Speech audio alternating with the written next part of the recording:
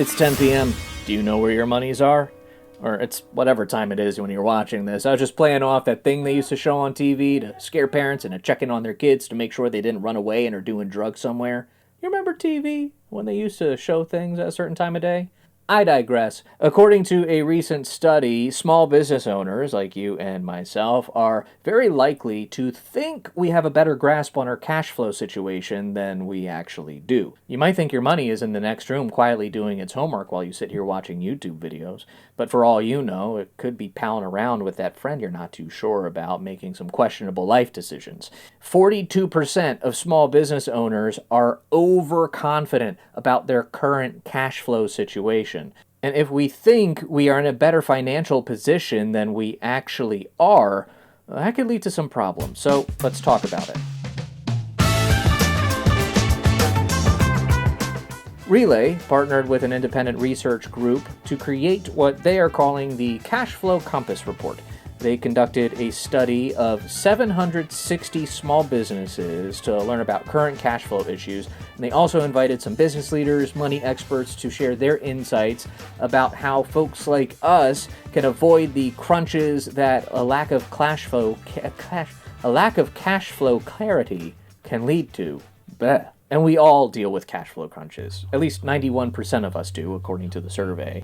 Whether it's rising labor costs, or seasonal income fluctuations, or late payments from customers, probably because they're dealing with their own stuff. Businesses can easily find themselves in a situation where they are paying a little bit more than they're used to and bringing in a little bit less than they're used to.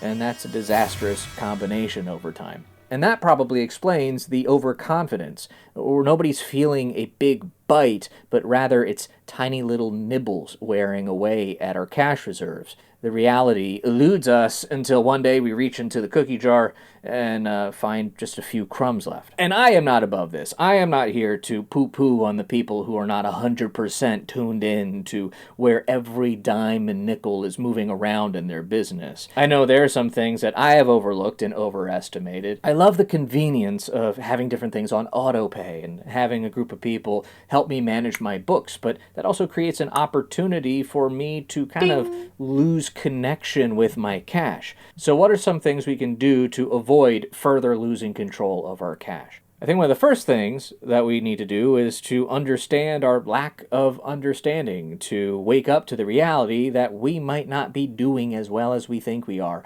and to be interested in taking a deeper look at our finances. So you're not going to do something that you don't think you need to do.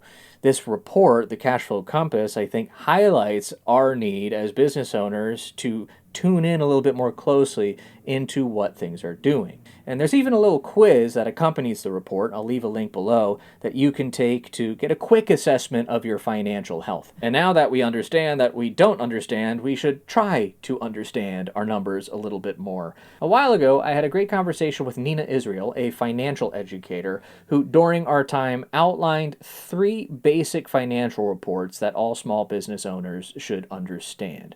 A balance sheet, a cash flow statement, and a profit and loss statement. We had a great talk. You can watch that video right here, but don't worry, I am not asking you to become an accountant overnight and start spending hours and hours writing and reading these different reports, but you should understand them and how to use them.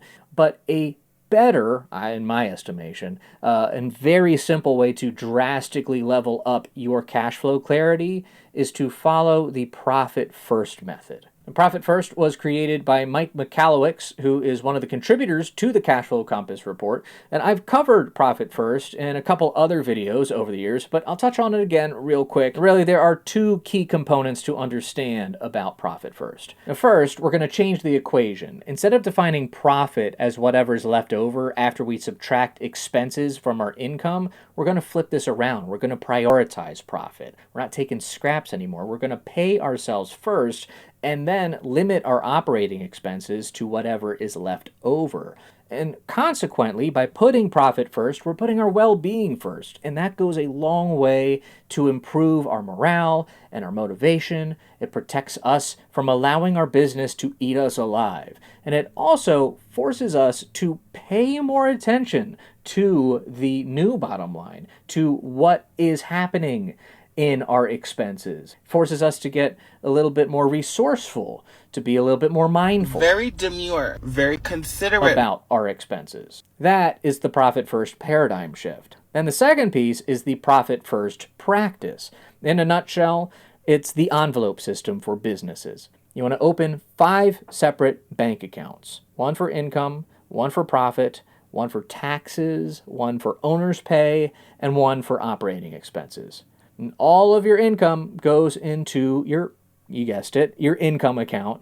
And then regularly, about twice a month, you'll transfer all of your funds out of the income account into your different buckets. And how much you put into each bucket can vary based on your specific situation. But for an example, let's say you transfer 5% into profit, 30 into taxes, 40 into owner's pay, and that leaves 25% of your income for operating expenses. Now all of your income has a specific job to do. The Cashflow Compass report showed that 95% of business owners check their bank account on a regular basis, but only 24% or so use multiple accounts to organize their cash like this. Everybody else is not really getting helpful information when they log in. If all you see is just one big lump sum, what's actually happening? I mean, you can feel good that there's money in the bank, but how much of that is earmarked for taxes? How much is going to disappear once your credit card auto pay date comes along?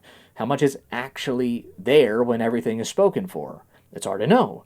But if you follow Profit First, you can quickly and clearly see where you stand in any given category just by logging into your bank account. And if you want, you can add more accounts. You can further break this down into different buckets based on your needs. This is just a starting point. You can modify this and do what you want to do that's going to help you get the most clarity and control over your cash. And this is where I plug Relay really hard. Not just because they are the sponsor of today's video, but because they are the official banking platform of Profit First. You can easily open and manage all of the separate accounts you need for the Profit First method.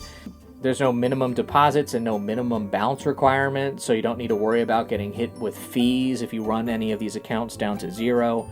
And they even have an auto transfer feature that allows you to schedule the transfers by percentage, which is really awesome. You don't need to do the math. They'll take care of it for you.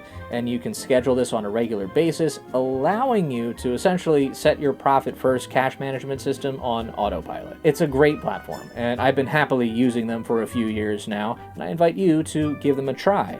If you sign up with my link, you'll get a little sign-up bonus. So go to sidekick.show/relay today to give Relay and the Profit First system a spin, and when you use my link, you also help support this channel. So thank you in advance. I'll also post a link below to where you can access the full Cashflow Compass report we've been talking about, and you can even take a little quiz to see how well you know your own numbers.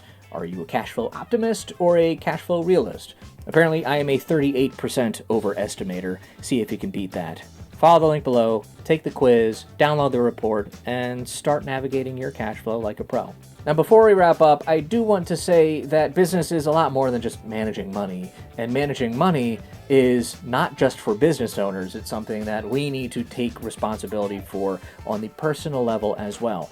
And if you are self-employed, all of these things just intermingle in a really cool but also sometimes complicated and confusing way. So if you have any questions, if there's anything that I can help you sort out and think through as you are on your self-employment journey, I love having conversations about this stuff. Feel free to reach out to me at selfemploymentsidekick.com. My name is David Steininger, your self-employment sidekick. Thank you for watching. Try to find one subscription you can cancel this month, and I'll see you in the next one.